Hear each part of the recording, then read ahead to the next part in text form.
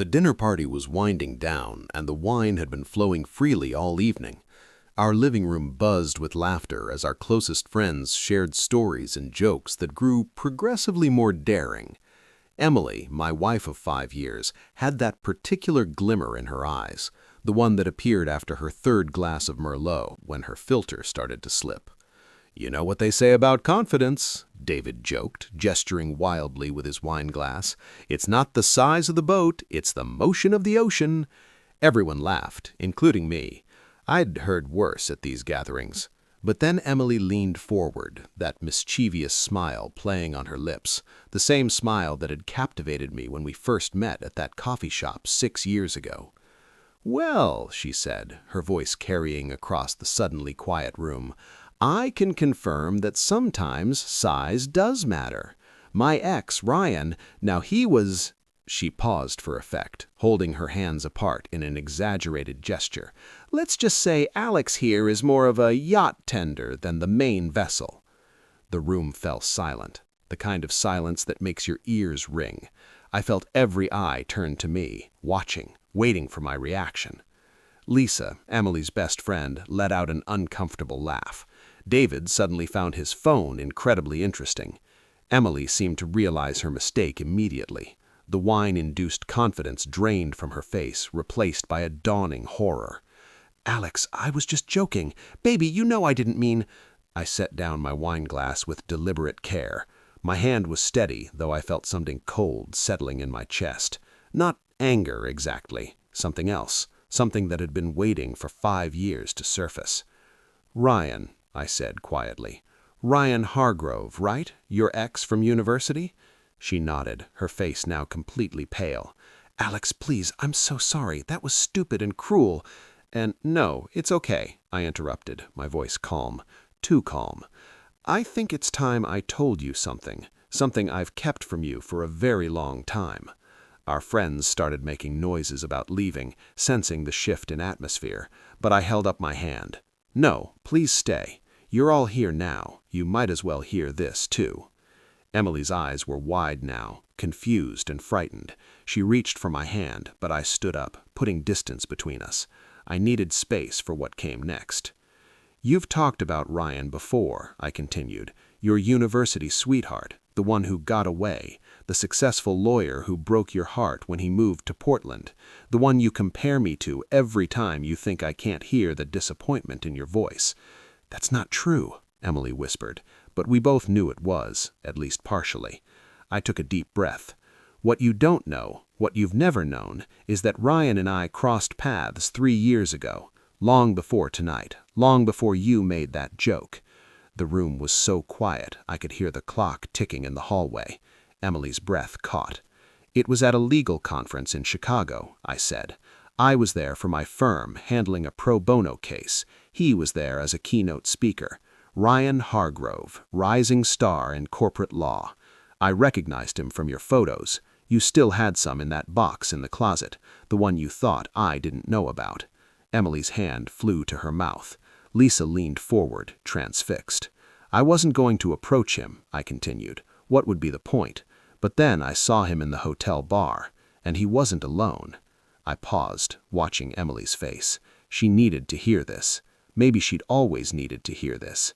"He was with someone, and what I witnessed that night, it changed everything I thought I knew about the man you still secretly compared me to." The hotel bar at the Palmer House had that old-world elegance, dark wood, brass fixtures, and leather chairs that probably witnessed 1,000 business deals and twice as many affairs. I'd gone there to decompress after a particularly grueling day of depositions, nursing a scotch and reviewing my notes for the next day. That's when I saw him. Ryan Hargrove in the flesh. He looked exactly like Emily's photos, just older, more polished. Expensive suit, Rolex catching the light, that confident smile I'd seen in a dozen pictures. He was at the bar with another man, younger, nervous-looking.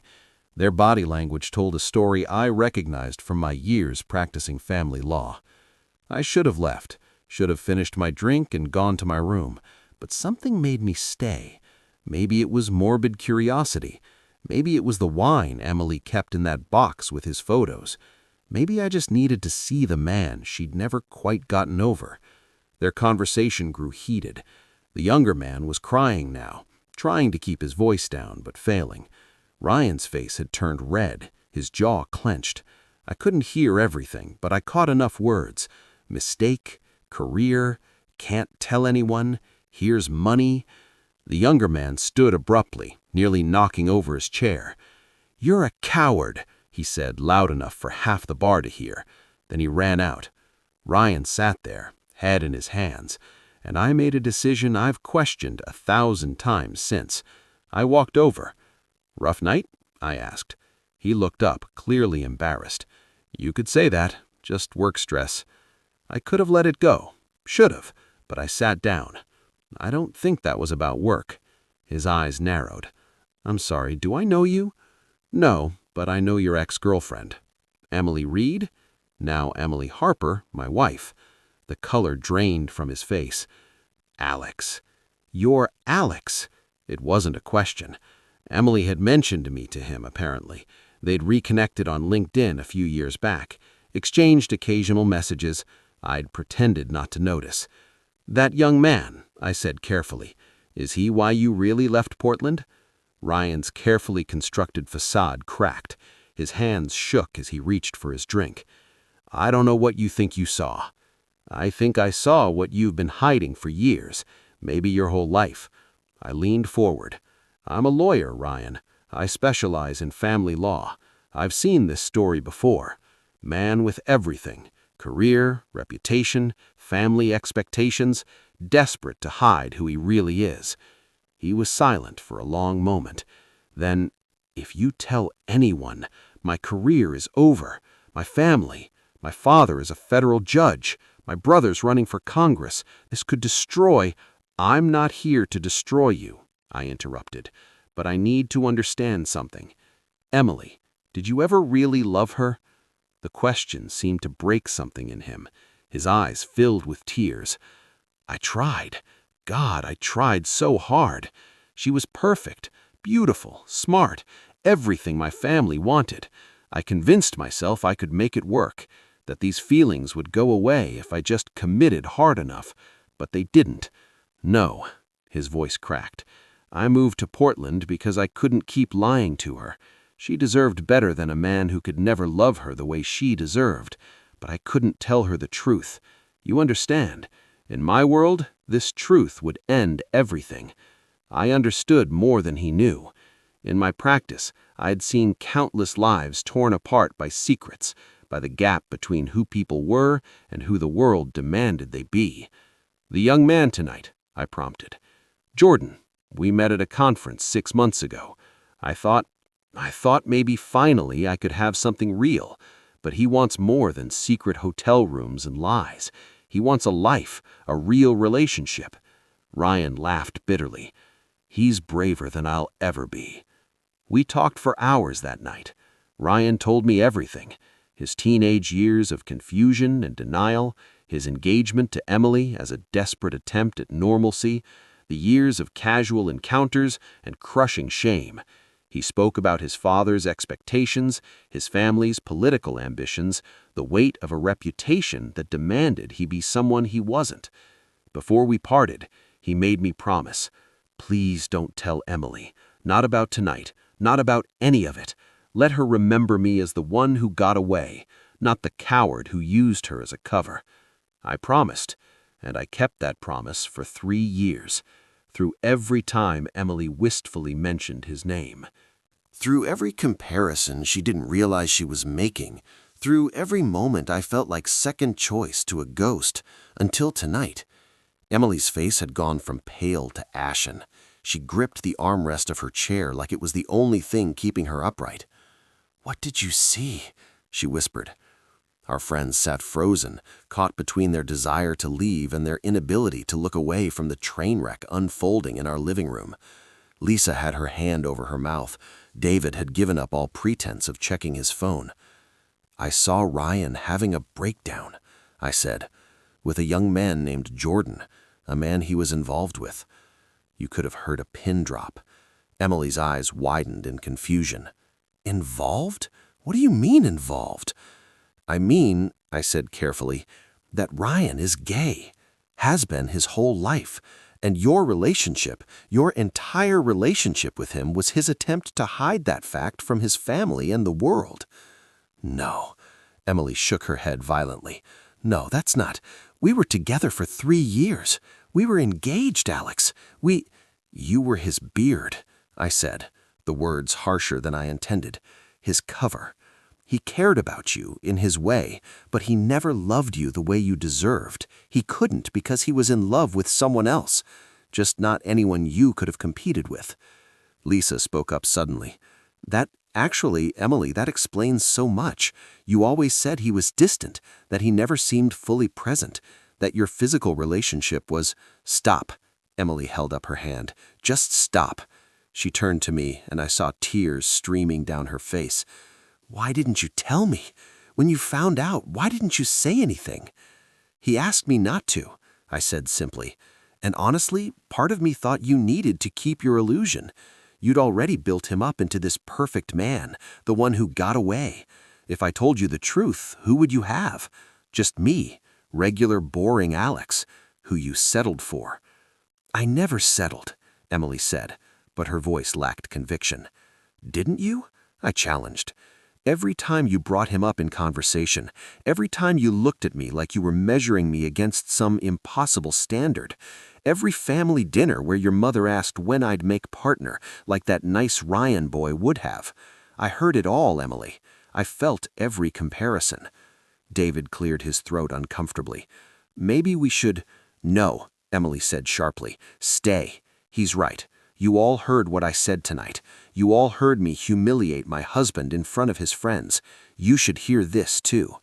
She turned to me, and I saw something crumbling in her eyes, some wall she'd built, some story she'd told herself.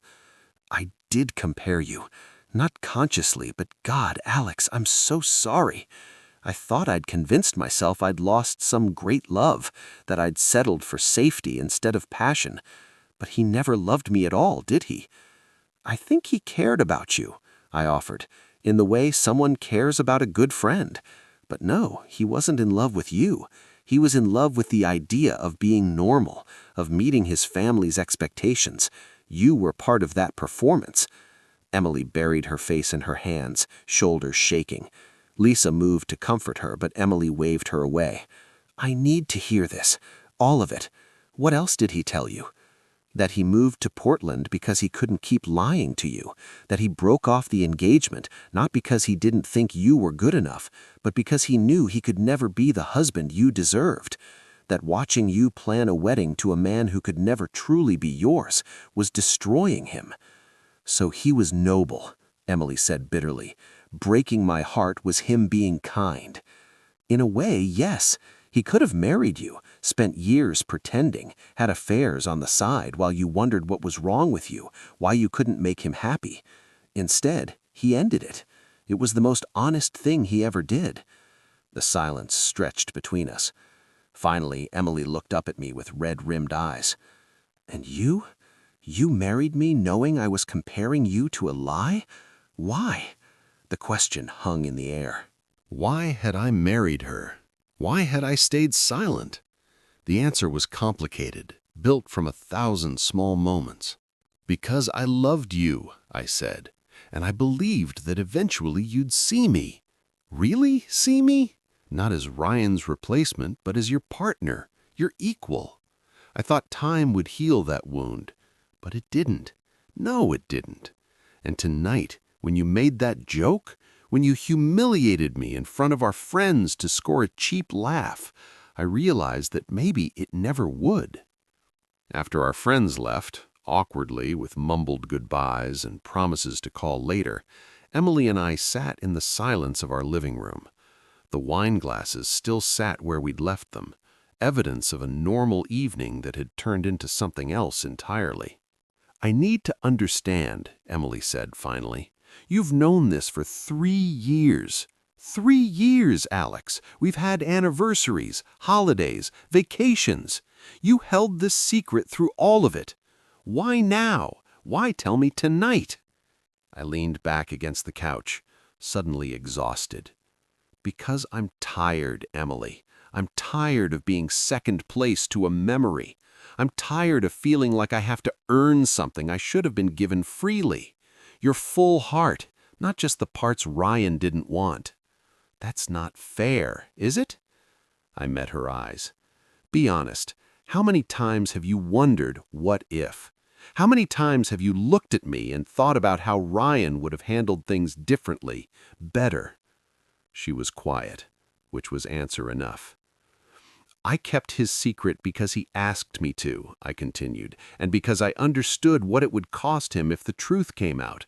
His father, the federal judge, has publicly opposed LGBTQ rights.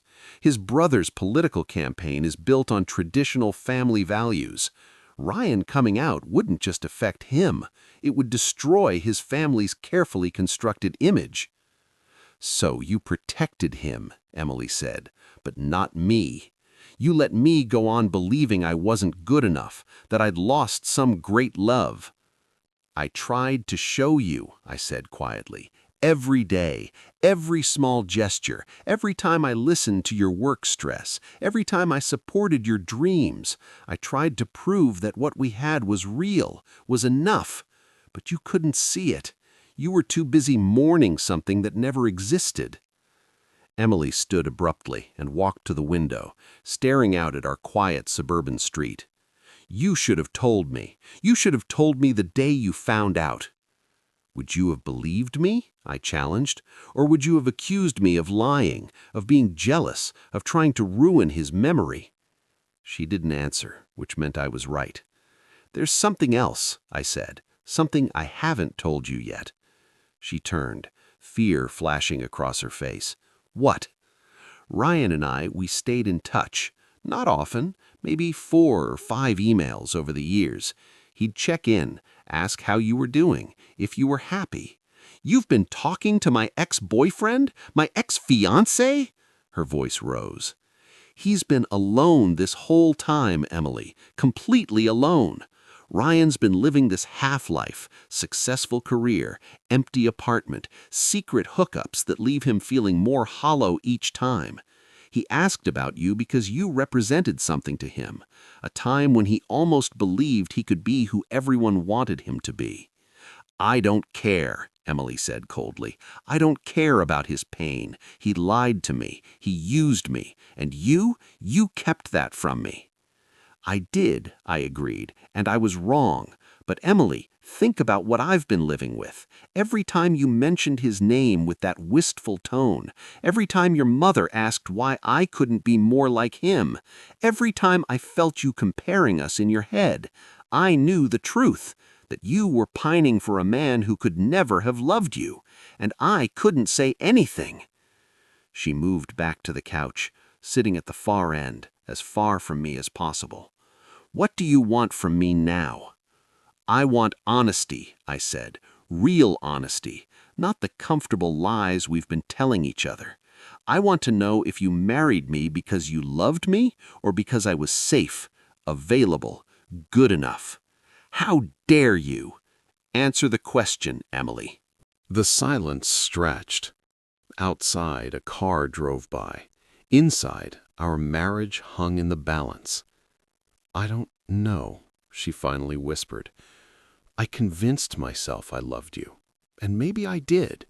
Maybe I do. But you're right. Part of me was always comparing, always wondering what might have been if Ryan hadn't left. And tonight, with the wine, with everyone laughing, I wanted to feel powerful, to hurt you the way I was hurting inside. Why are you hurting? I asked, genuinely confused. Because I'm not enough, the words burst out of her. For you, for your family, for my own expectations of myself. I'm just Emily, average Emily, who teaches high school English and has never written the novel she always planned to. Average Emily, who can't seem to make her husband look at her the way Ryan used to. Ryan never looked at you anyway, I interrupted. That's what I'm trying to tell you. Whatever you saw in his eyes, it wasn't love, it wasn't desire, it was performance, and you fell in love with a performance. She was crying now, deep sobs that shook her whole body. "So what now? You've destroyed everything I thought I knew about my past. Where does that leave us?" I moved closer, but didn't touch her. "That's up to you. I've loved you for 6 years, the real you, not some idealized version. But I can't keep competing with a ghost, even if that ghost was never real." We didn't sleep that night. We sat up talking until the sun rose, speaking more honestly than we had in years, maybe than we ever had. Emily told me about her insecurities, how Ryan's departure had made her feel unwanted, how she'd interpreted his distance as something wrong with her rather than something incomplete in him, how she'd spent years trying to be interesting enough, sexy enough to be worth staying for. I told her about the weight of knowing, how every time she mentioned Ryan, I'd felt the secret like a stone in my chest, how I'd wanted to defend myself, but couldn't without breaking a promise, without potentially destroying a man who was already destroying himself. "I contacted him," Emily said around 3 a.m., her phone in her hand. "Ryan, I sent him a message." My stomach dropped. "What did you say?" "I asked him if it was true, if what you told me was real." She showed me her screen. The message was simple, direct. I deserved to know. We waited. The clock ticked, and then at 3:47 a.m., her phone buzzed. Ryan's reply was longer than either of us expected. Emily read it aloud, her voice shaking. "Emily, I'm so sorry. Alex wasn't supposed to tell you, not because I wanted to keep hurting you, but because I was a coward. I still am. You deserved so much better than I gave you. You deserved someone who could love you completely, not someone using you as a shield against who he really was. I broke off our engagement because I couldn't keep lying to you, but I couldn't tell you the truth either. It was the most selfish thing I've ever done. Alex is a good man, better than me. He loved you enough to keep my secret when he could have used it to make himself look better in your eyes. That's real love, Emily, the kind I could never give you. I hope someday you can forgive me, but more than that, I hope you can see what you actually have." Emily set down her phone with shaking hands. "He knew.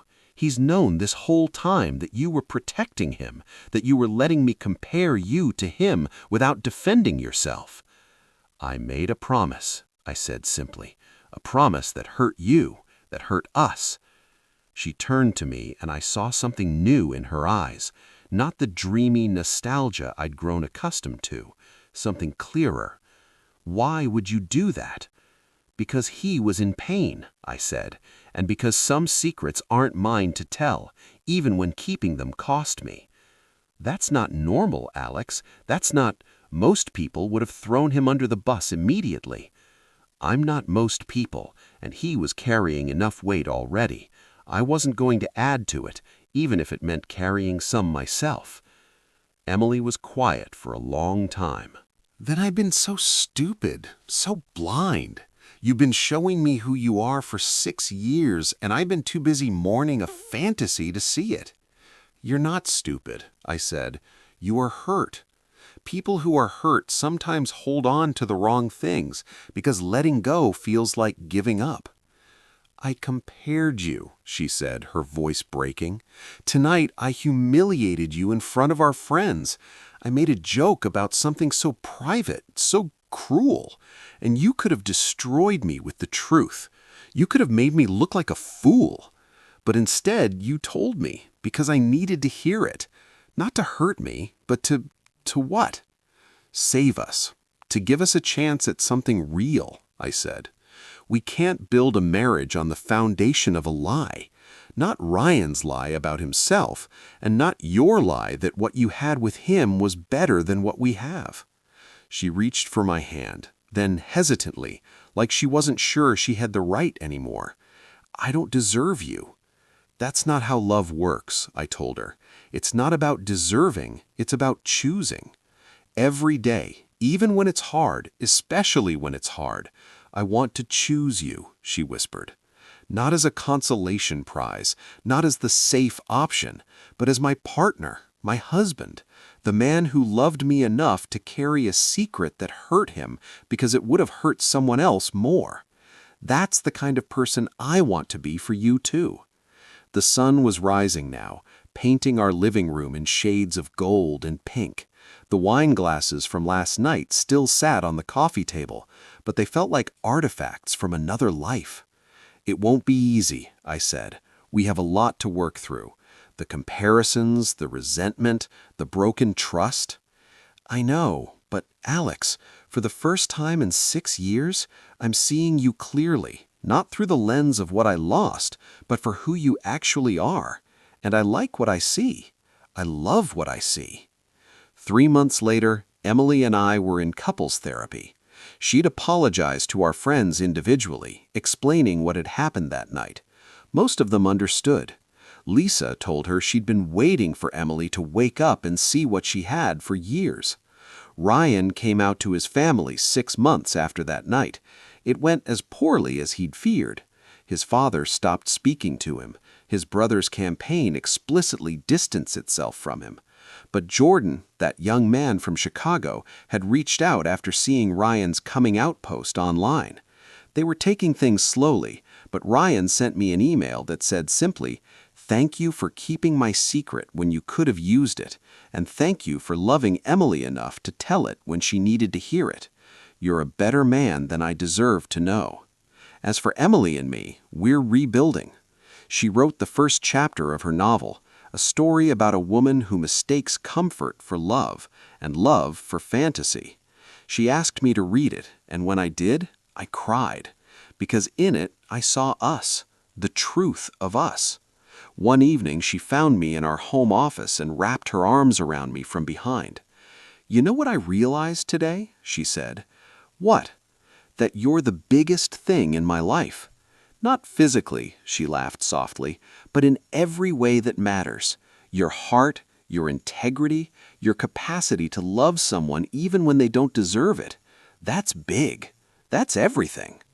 I turned in my chair and pulled her close. "Was that so hard to admit?" "Impossible," she said, but she was smiling. "Good thing I have a patient husband." "Patient," I agreed, "but not a doormat. Never again." "Never again," she echoed, and I believed her.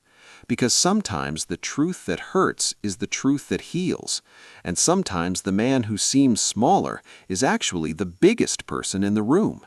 You just have to be willing to really look. Our marriage isn't perfect now, but it's real. It's built on truth instead of fantasy, on choice instead of resignation. And when Emily looks at me now, I don't see comparison in her eyes. I see recognition. I see love. And that, I've learned, is more than enough.